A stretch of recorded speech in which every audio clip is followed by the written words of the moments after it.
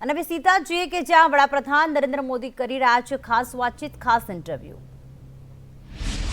मुझे नहीं करना पड़ रहा है, मुझे सचेत करना है मेरे एससी, एसटी, ओबीसी और अति पिछड़े भाई बहनों को, क्योंकि इनको अंधेरे में रख करके ये लोग लूट चला रहे हैं।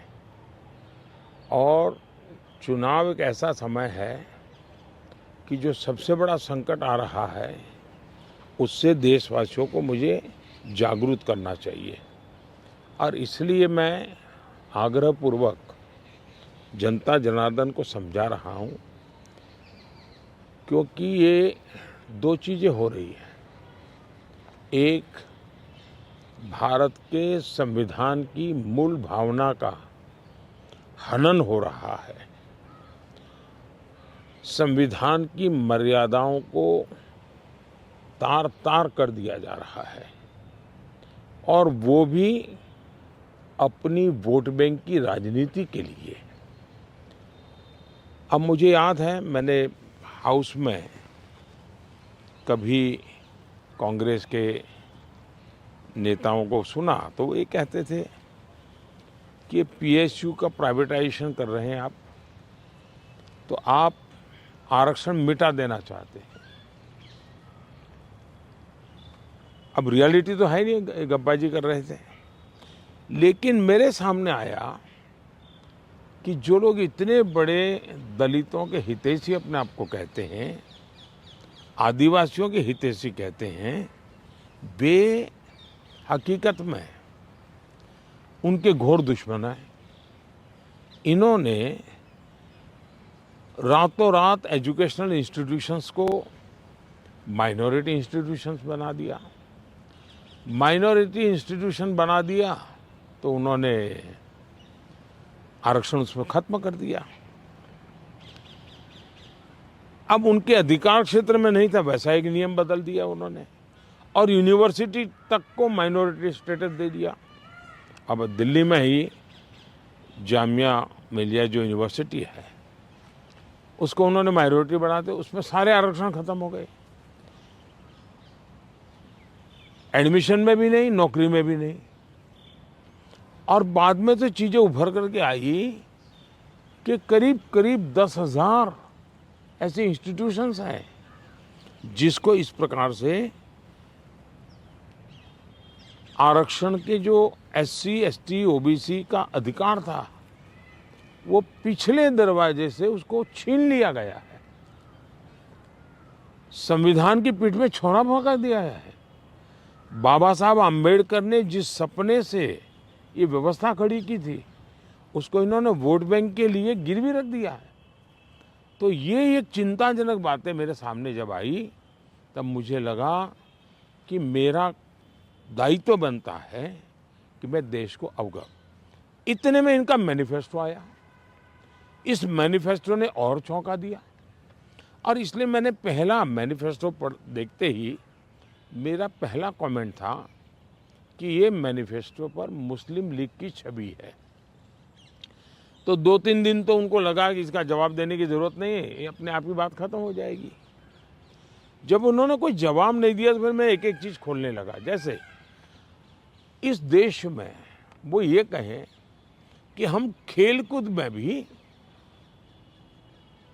माइनॉरिटी के लिए कोटा फिक्स करेंगे। आज पंजाब के मेरे बच्चे जो खेल जगत के अंदर बहुत अच्छा कर रहे हैं, बंगाल के मेरे नौजवान फुटबॉल में बहुत अच्छा कर रहे हैं, उत्तर प्रदेश के हमारे नौजवान जो एथलीट्स में काफ़ी अच्छा कर रहे हैं, अब वो अपनी जवानी उसमें खपा देते हैं। 10-12 साल की उम्र से लेकर के 25 सोचने तक ये लोग इतना तप करते हैं जी, तपते हैं, शरीर को तपाते हैं। खिलाड़ी ऐसा नहीं बनता है जी। और सुबह रात को नींद नहीं आती, सुबह 4 बजे उठ करके चले जाते हैं। अब कहते हैं नहीं, ये माइनॉरिटी के लिए कोटा होगा, तो मेहनत करने वाला मेरा नौजवान जाएगा कहाँ जी, उनका क्या होगा। दूसरा उन्होंने कहा कि देश में अब जो टेंडर होंगे उस टेंडर में भी वे माइनॉरिटी के लिए आरक्षण करेंगे। मतलब ये हुआ कि आज मान लीजिए कोई कहीं पर बहुत बड़ा महत्वपूर्ण ब्रिज बन रहा है, उस ब्रिज में कौन ब्रिज बनाएगा? तो जिसके पास ट्रैक रिकॉर्ड है, जिसके पास संसाधन है, जिसके पास कैपेबिलिटी है, जो परफॉर्म कर सकता है, सारे उसकी जो रिक्वायरमेंट उसकी पूरी करता है, उसमें कंपटीशन होती है और कंपटीशन में जो निकलता है उसको टेंडर मिलता है। ये कहते नहीं, ये सब बाद में। अब मुझे बताइए, अगर इसी प्रकार से सिर्फ धर्म के आधार पर कोटा दे देंगे, वो ब्रिज बनेगा, लोग मारे जाएंगे, तो कौन जिम्मेवार होगा? क्या आप वोट बैंक के लिए आप आने वाली पीढ़ियों को भी तबाह करना चाहते हैं? तो ये ऐसे विषय थे जो कांग्रेस ने अपनी वोट बैंक की खातिर मैदान में उतारे। तब मेरा कर्तव्य बनता है कि मैं मेरे दलित भाइयों के अधिकार के लिए लड़ूं, मेरे आदिवासी भाई बहनों के अधिकार के लिए लड़ूं, मेरे ओबीसी पिछड़े भाई बहनों के अधिकार के लिए लड़ूं, और इसलिए मैं लड़ाई लड़ रहा हूं। तो ये जो परसेप्शन बनाया जा रहा है कि आप आए तो बिल्कुल आरक्षण ही खत्म कर देंगे, ये क्या, इस पर क्या बोलेंगे? इन्होंने ये पाप कर दिया है, उसके खिलाफ मैं बोल रहा हूँ, इसलिए उनको झूठ बोलने के लिए ऐसी चीज़ों का उपयोग करना पड़ रहा है। अभी कोलकाता हाई कोर्ट का सर एक ऑर्डर आया है जिसमें 2010 के बाद जितने ओबीसी सर्टिफिकेट्स बन रहे हैं उसको खारिज कर दिया है। दीदी इनके मोडस ऑपरेंडी है कि पहले इन्होंने कानून बना करके माइनॉरिटी को देने का पाप शुरू किया, पहले आंध्र में शुरू किया। सुप्रीम कोर्ट ने तक में वो हार गए, हाई कोर्ट ने उसको रिजेक्ट कर दिया क्योंकि संविधान अलाउ करता नहीं है। तो इन्होंने चालाकी करके पिछले दरवाजे से खेल शुरू किया, और पिछले दरवाजे से खेल शुरू करने के लिए इन लोगों ने रातों रात मुसलमान की सभी जातियों को ओबीसी बना दिया। सभी जातियों को ओबीसी बना करके जो ओबीसी का हक था वो रातों रात डाका डाल दिया, लूट लिया। और इसके खिलाफ चुनाव की सरगर्मी चल रही है। तब हम तो बोल ही रहे थे कि भाई ये हो रहा है, कर्नाटक में हुआ है, मैंने बताया था, हम बंगाल के लिए भी बोल चुके थे। लेकिन जब हाई कोर्ट का जजमेंट आ गया तब ये साफ हो गया कि इतना बड़ा धोखा हो रहा है। लेकिन इससे भी दुर्भाग्य की बात है कि इतना बड़ा वोट बैंक की राजनीति करने के लिए वे अब इनको भी गाली दे रहे हैं, जुडिशरी को गाली दे रहे हैं, न्यायपालिका को गाली दे रहे हैं, और वो यहाँ तक कह रहे हैं कि कुछ भी हो जाए हम कोर्ट की बात मानने वाले नहीं हैं। ये जो स्थिति है वो किसी भी हालत में स्वीकार्य नहीं हो सकती है। सर केजरीवाल जी अभी जब जेल से बाहर आए तो उन्होंने कहा कि प्रधानमंत्री जी ही तय करते हैं कि कौन जेल जाएगा। वो कहते हैं सोरेन को और मुझे उनके इशारे पे जेल में डाला गया। अच्छा होगा ये लोग संविधान पढ़ ले, देश के कानून नियम पढ़ ले, मुझे किसी को कुछ कहने की ज़रूरत नहीं है। सर इस बार चुनाव में हम देख रहे हैं कि एक पर्सनल अटैक्स बहुत हो रहे हैं, लाइक आप पर भी कई बातें बोली गई हैं और आपकी तरफ से भी कुछ लोगों को कुछ बोला गया है। तो पर्सनल अटैक्स किस लिए इस बार, आपको लगता नहीं ये शैली नहीं होनी चाहिए चुनावों में? जहाँ तक मोदी का सवाल है, मैं तो पिछले 24 साल से गालियाँ खा करके गाली प्रूफ हो गया हूँ। मौत का सौदागर किसने कहा था? गंदी नाली का कीड़ा किसने कहा था? और मेरे यहाँ तो पार्लियामेंट में एक दिन हमारे एक साथी ने हिसाब लगाया था, 101 गालियाँ गिनाई थी।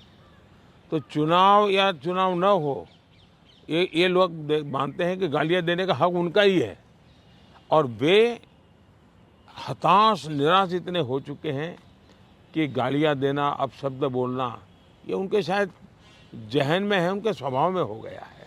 प्रधानमंत्री जी एक आरोप विपक्ष और लगा रहा है कि ईडी, आईटी, सीबीआई इसका इस्तेमाल किया जा रहा है विरोधियों को दबाने के लिए। मेरा मीडिया को सवाल है कि विपक्ष ने आपको ये कूड़ा कचरा पकड़ा दिया, वो कूड़ा कचरा लेकर के आप हमारे पास पहुंच जाते हैं।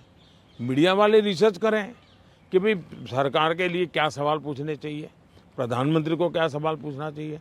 जो कूड़ा कचरा फेंक रहा है उसको पूछो ना, भाई तुम ये जो कह रहे इसका सबूत क्या है। कानून नियम क्या है उसको पूछो ना, उसकी आपकी हिम्मत नहीं है। लेकिन वो जो कूड़ा कचरा फेंकते हैं, वो कूड़ा कचरा लेकर के आप मेरे यहाँ आते हैं। ये ठीक है कि मैं रिसाइकल के मानता हूँ, तो मैं इस कूड़े कचरे का रिसाइकल करके उसको खाद में परिवर्तित कर दूंगा और उसमें से देश के लिए कुछ न कुछ अच्छी चीज़ें पैदा कर दूंगा, इसलिए वो तो मैं करूंगा। लेकिन सरकार क्या करती है? आज गांव के सरपंच को चेकबुक पर सही करने का अधिकार होता है, देश के प्रधानमंत्री को नहीं है। ये इतना नॉलेज नहीं है इन लोगों को। देश के प्रधानमंत्री के पास इस प्रकार का कोई अधिकार नहीं होता है। मोदी सरकार का मैंडेट क्या है? मोदी सरकार ने अपने अफसरों को कहा है कि मेरी सरकार करप्शन के विषय में जीरो टॉलरेंस। अब ये दफ्तर के अंदर बैठे हुए लोगों का काम है कि उसको लागू करें। और सचमुच में तो किसी जमाने में 10 साल में मनमोहन सिंह जी की सरकार थी, 34 लाख रुपया पकड़े गए थे। 34 लाख रुपया मतलब एक स्कूल बैग में आप आ जाए। वर्तमान में ईडी ने 10 साल में 2200 करोड़ रुपया पकड़ा है। ये तो टीवी पर दिखता है, ये तो कोई झूठबाजी हो नहीं सकती है। अब जो 2200 करोड़ देश को वापस लाया है, ये उसका सम्मान होना चाहिए, उसको गाली गलौज होना चाहिए। तो गाली गलौज कौन करता है? जिसका पैसा गया है वो गाली गलौज कर रहा है। 2200 करोड़ जिसके जेब में से गया है, जिसने चोरी कर करके इकट्ठा किया था, वो पकड़ा गया, वो चिल्ला रहा है। इसका मतलब ये जो चोर पकड़े जा रहे हैं, इसमें जिसकी भागीदारी होगी वो चिल्लाएगा। मुझे थोड़े से अलग मुद्दे पर आते हैं। कश्मीर में हम इस बार देख रहे हैं रिकॉर्ड वोटिंग हो रही है। ऐसे ऐसे इलाकों में रिकॉर्ड तोड़ वोटिंग हो रही है जहां पर ऐसा सोचा नहीं जा सकता था। इस पर आपका क्या आंकलन है, आप कैसे देखते हैं? पहले तो मैं चाहूँगा कि कश्मीर की जो स्थिति बदली है उसके संदर्भ में सबसे तो पहले मैं मेरे देश के न्याय तंत्र को प्रार्थना करना चाहता हूँ कि अगर सरकार किसी काम को करने के लिए, उसका एक डिजाइन होती है, उसकी एक स्ट्रेटेजी होती है। ऐसी समस्याओं के समाधान के लिए उस स्ट्रेटेजी के तहत काम करना होता था। अब उसके लिए कभी मुझे इंटरनेट बंद करना पड़ा, कोई एनजीओ कोर्ट चला गया और वो बड़ा कोर्ट के अंदर बड़ा इशू बन गया। आज समझिए कि भले मैंने कुछ समय के लिए इंटरनेट बंद किया था, लेकिन आज बड़े गर्व के साथ वहाँ के बच्चे कहते हैं कि 5 साल से इंटरनेट बंद नहीं हुआ है, 5 साल से हमें सब सुविधाएं मिल रही है। कुछ दिन तकलीफ हुई, लेकिन अच्छे काम के लिए हुई थी। अब वो अदालत के अंदर जब विवादों में चढ़ जाता है, तब चीज़ें गड़बड़ा जाती है। तो ऐसे जो एनजीओ हैं जिन्होंने अदालतों के भरोसे लड़ाई लड़ना शुरू किया है, एक तो देश को उनसे बचाना बहुत ज़रूरी है। दूसरा, वहाँ का सामान्य मानवी जब मतदान करता है ना, तब वो सिर्फ किसी को जिताता ऐसा नहीं है जी। मतदान करता है मतलब भारत के संविधान को गले लगाता है। मतदान करता है तब भारत की सरकार बनाने में वो गर्व के साथ भागीदारी करता है।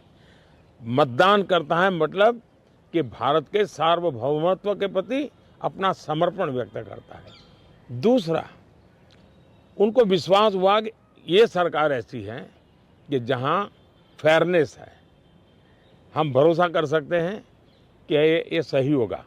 और जब उसको ये विश्वास हो जाता है कि ये कोई हेरा फेरी नहीं हो रही है, तो वो पक्का वोट करने के लिए उत्साह से आता है। और उसका परिणाम है कि आज मतदान यानी 40-40 साल के रिकॉर्ड टूट चुके हैं। मेरे लिए बहुत सबसे बड़ी संतोष की बात है कि मेरे कश्मीर के मेरे भाई बहन, मेरे परिवारजन उमंग और उत्साह के साथ मतदान के लिए आगे आए। उन्होंने मतदान करके दुनिया को एक मैसेज दे दिया है। जो लोग आशंकाएं करते थे, उनको एक मैसेज दे दिया है। सर, ये क्या विंडिकेशन है 370 को जो आपने हटाया, इससे क्या लगता है कि आपका ये विंडिकेशन है कि जिस तरह से अब 370 ये सिर्फ एक 5-4 परिवारों का ही एजेंडा था जी। ये न कश्मीर की जनता का एजेंडा था, न देश के लोगों का एजेंडा था। ये अपने फायदे के लिए ये 370 की ऐसी एक दीवार बना के बैठे थे ताकि कोई झोंक न पाए, और कहते थे 370 हटेगी तो आग लग जाएगी, वो कहते थे 370 हटेगी तो कश्मीर चला जाएगा। आज ये सत्य हो गया कि 370 हटने के बाद ज़्यादा एकता की अनुभूति हो रही है, कश्मीर के लोगों का अपनापन ज़्यादा बढ़ रहा है, और इसलिए इसका सीधा परिणाम चुनावों में भी दिखाई देता है, टूरिज्म में दिखाई दे रहा है। G20 समिट वहाँ होती है, बड़े शान से कश्मीर ने उनका स्वागत किया, पूरी दुनिया का। और 10 जून को बीजेपी का मुख्यमंत्री उड़ीसा में शपथ लेगा। मोदी जी, बंगाल में भी ताबड़तोड़ एक टक्कर की लड़ाई चल रही है, आपके भी बहुत कैंपेनिंग वहाँ पे आपने की है, और अभी आप शायद फिर जाने वाले हैं बंगाल। क्या लगता है आपके प्रोस्पेक्ट्स कैसे रहेंगे बंगाल में? एक तो मुझे लगता है कि एनआईए के जो फुट सोल्जर्स हैं, एक बार उनको वेरीफाई कर देना चाहिए कि वो कहाँ से रिपोर्टिंग आपको भेजते हैं। बंगाल के चुनाव में टीएमसी पार्टी अस्तित्व की लड़ाई लड़ रही है। आपने देखा होगा पिछले असेंबली के चुनाव में हम 3 थे, 3 में से बंगाल की जनता ने हमें 80 पर पहुंचा दिया। हमें लोकसभा के अंदर भारी बहुमत पिछले चुनाव में मिला था। इस बार पूरे हिंदुस्तान में द बेस्ट परफॉर्मिंग स्टेट कोई होगा तो पश्चिम बंगाल होने वाला है। भारतीय जनता पार्टी को सर्वाधिक सफलता पश्चिम बंगाल में मिल रही है, और पश्चिम बंगाल का चुनाव एक तरफा है, जनता जनार्दन उसको लीड कर रही है, और उसके कारण सरकार में बैठे हुए लोग, टीएमसी के लोग बौखलाए हुए हैं, लगातार हत्याएं हो रहे हैं, हमले हो रहे हैं, भाजपा कार्यकर्ताओं को चुनाव के पहले जेलों में बंद कर दिया जा रहा है। इस सारे जुल्मों के बावजूद भी मतदान भी जनता ज़्यादा कर रही है और वोट भी ज़्यादा हो रहा है। मोदी जी, आपके हिसाब से तो लगभग अब आपका तय है आना, और सबको लगता है ऐसा, ज़्यादातर लोग आपको प्रेडिक्ट कर रहे हैं कि आप वापस आ रहे हैं। तो मोदी 3.0 में ये देश क्या उम्मीदें रखे आपसे, क्या आपकी प्रायोरिटीज होंगी? विकसित भारत, 1 पॉइंट एजेंडा, विकसित भारत। चलिए, बहुत बहुत धन्यवाद भैया, नमस्कार। અનામતથી લઈને બંધારણ સુધીની વાત કરવામાં આવી આ ખાસ ઇન્ટરવ્યુમાં, કારણ કે આ વખતે વિપક્ષ દ્વારા જે આક્ષેપ કરવામાં આવી રહ્યા છે કે જો ત્રીજી વખત વડાપ્રધાન નરેન્દ્ર મોદી આવશે તો અનામતની જે બંધારણમાં જે ઉલ્લેખ છે તે અનામત પૂર્ણ કરી દેવામાં આવશે। આના પર જવાબ આપતા તેમણે કહ્યું કે અહીંયા હું અનામતને સુરક્ષિત રાખવા માટે છું, અને જે લોકોને અત્યાર સુધી અનામત મળતી આવી છે શિક્ષણમાં, નોકરીમાં, તે અનામત યથાવત જ રહેશે। સાથે વિપક્ષ પર પ્રહાર કર્યો કે જો ઇન્ડી ગઠબંધનની સરકાર બને છે તો એક તો તેમની પાસે કોઈ ચહેરો નથી, 5 વર્ષમાં 5 વડાપ્રધાન બનાવવા માંગે છે, દર વર્ષ માટે એક, એટલે કોઈ સ્થિર સરકાર નહીં મળે। સાથે 3.0માં વડાપ્રધાન નરેન્દ્ર મોદી શું નવું કરશે તે અંગે પૂછતા તેમણે જવાબ આપ્યો કે માત્ર વિકસિત ભારતનું સપનું જોયું છે અને ભારતને વિકાસશીલ બનાવવામાં જ આગળ વધવાની જરૂર છે। બંધારણની પણ ઉલ્લેખ કર્યો, કારણ કે જે કહેવામાં આવ્યું છે, કેજરીવાલ તરફથી જ આક્ષેપ કરવામાં આવ્યા કે બંધારણની વિરુદ્ધમાં તમામને જેલમાં ધકેલી દેવામાં આવે છે, તેના પર કહ્યું કે જે ગુનો કરશે તેને સજા ચોક્કસથી થશે।